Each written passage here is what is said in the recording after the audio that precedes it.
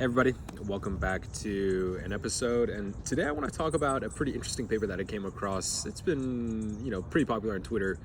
I want to say last week or over the past 2 weeks, and the title is "Text Embeddings Reveal Almost as Much as Text." And the idea is that the authors, it's a paper from the Department of Computer Science at Cornell, and the idea is that the authors will actually create this model where there's a hypothesis, give it an embedding, there's a hypothesis of what the original text is like, and they iteratively refine that text until you get a perfect match for your embeddings, right?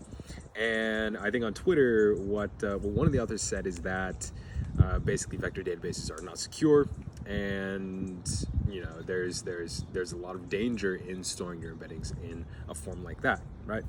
And I wanna talk about that really briefly and why I disagree with that. The first is because in the paper you actually need to have the original model. And a lot of people these days are using fine-tuned embedding models, they're using proprietary models, and you are unable to have the original model. Even as an attacker, you don't know what the weights of the original model are. That's one point, right? And the second point is that there are very, very easy ways to obfuscate embeddings while maintaining distance and still giving you the capability to store these embeddings in an ANN index. So a great example, or just one example off the top of my head, is you can actually transpose the dimensions randomly.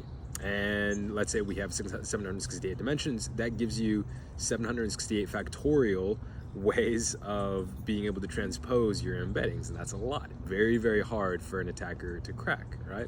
Now, once you store those transposed embeddings inside of your model, even if you do have an open source or if you do have access to the original embedding model, it's going to be very, very hard to crack it or to get the original text using the method that the authors describe in this paper, right? So I think it's interesting to see. It's interesting to sort of for us to see, I guess, aspects of security when it comes to vector databases and aspects of encryption as well. But I think at the end of the day, this particular paper doesn't really hold. It's a great paper, but it doesn't really hold the claim that the authors make that vector databases are dangerous. It doesn't really hold any weight at all.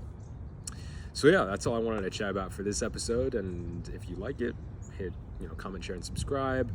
And I'll see you in the next episode.